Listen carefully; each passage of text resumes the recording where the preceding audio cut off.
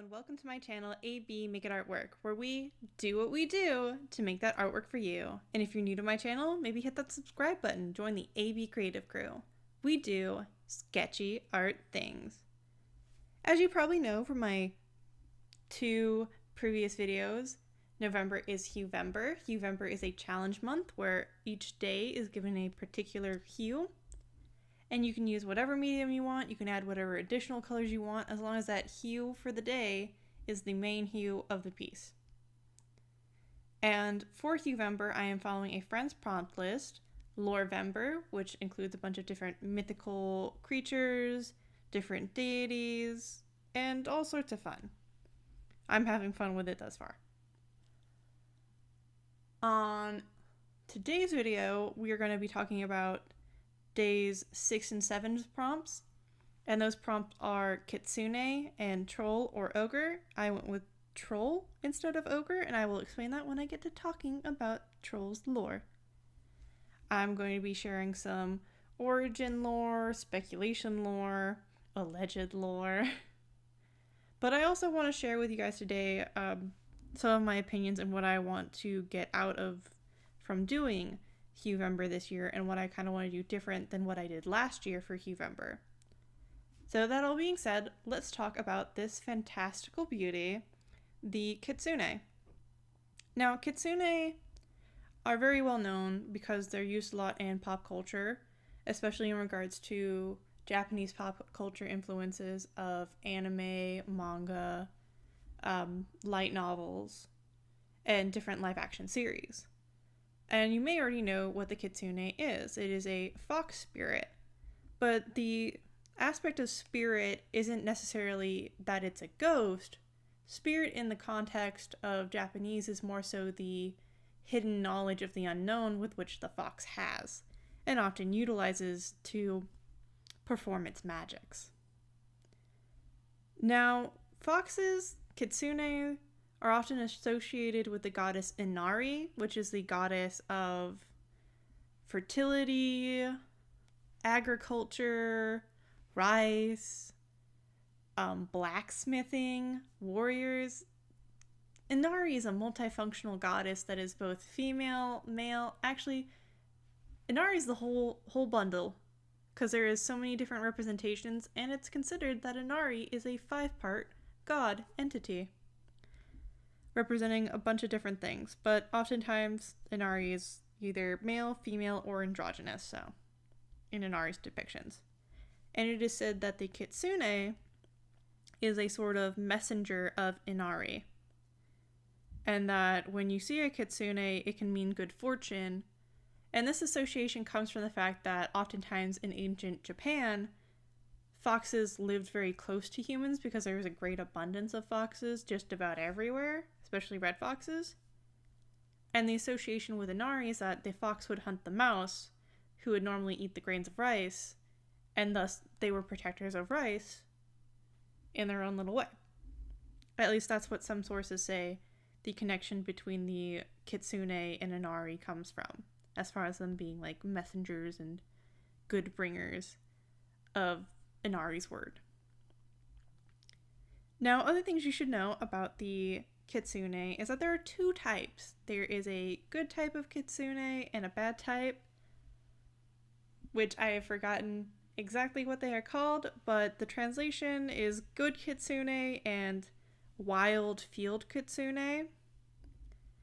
And the good Kitsune, they tend to be servants of Inari, bringing good fortunes and blessings, like protecting your crops, all that kind of stuff. And the bad ones are very mischievous to the level of causing malevolent harm onto people. So, foxes are known for their tricks. Kitsunes are also well known for their tricks. And it can be petty thievery from people who tend to be braggadocious, and are rude and not humble, to completely ruining people's lives because they have nothing better to do. Some of them even just eat people just for fun.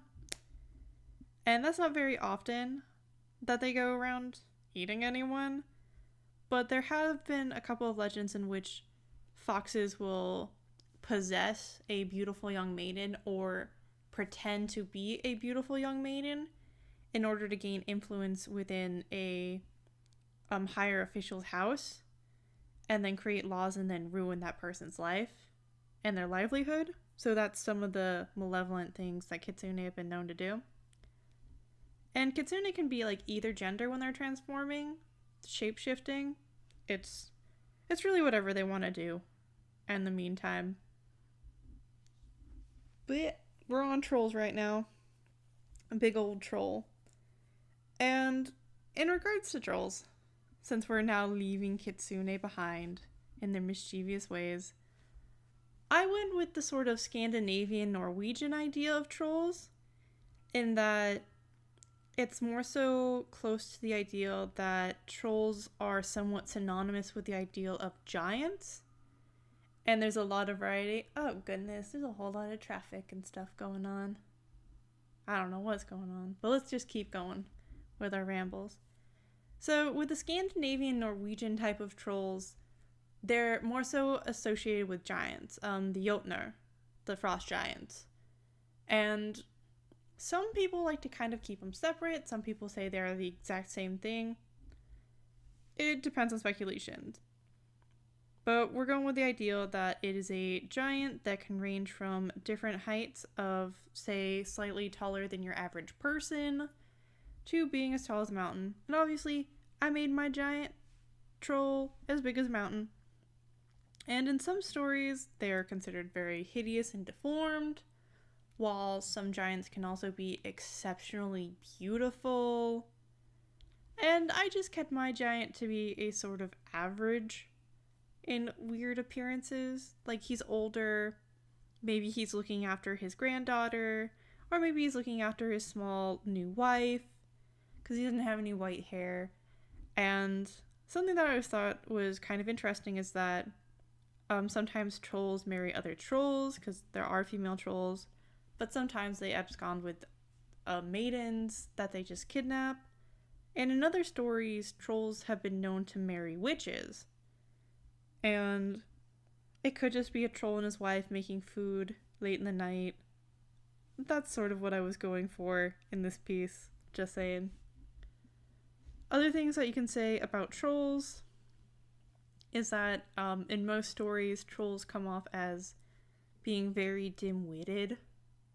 Like, it's really easy to trick a troll, and in most of the stories, it's even to the extent that a goat can trick a troll, and that's really funny.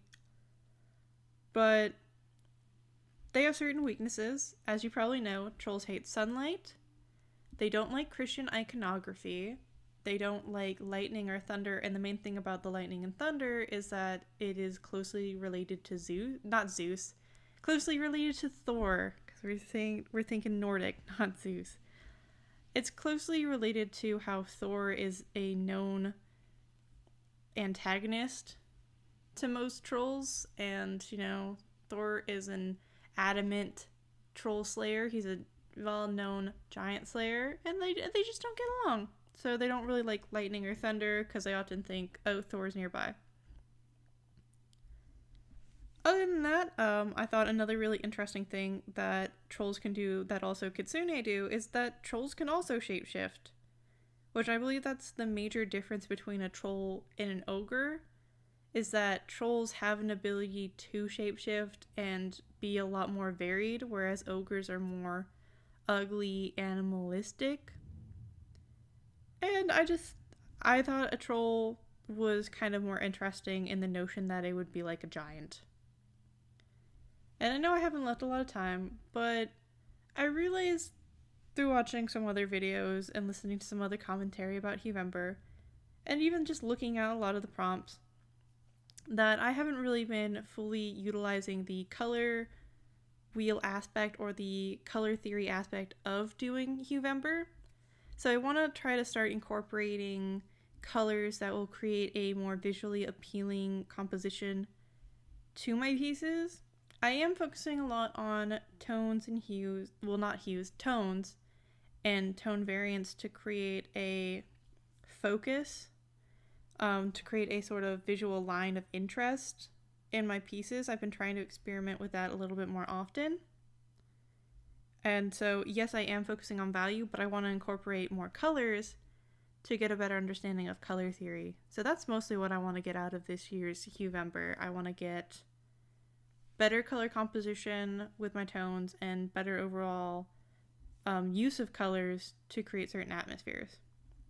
If you want to follow my progress on any of my other social media, I have a DeviantArt, an Instagram, a Tumblr, a Twitter, and a Pinterest that I am utilizing more frequently for my references. And you can find all those links as well as links to the lore mythos sources down in the description down below. I hope that you guys are having a wonderfully creative Huevember this month. And I know that some of you have also been joining in on Lorevember.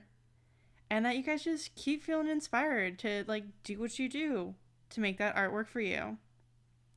Lots of love. Bye.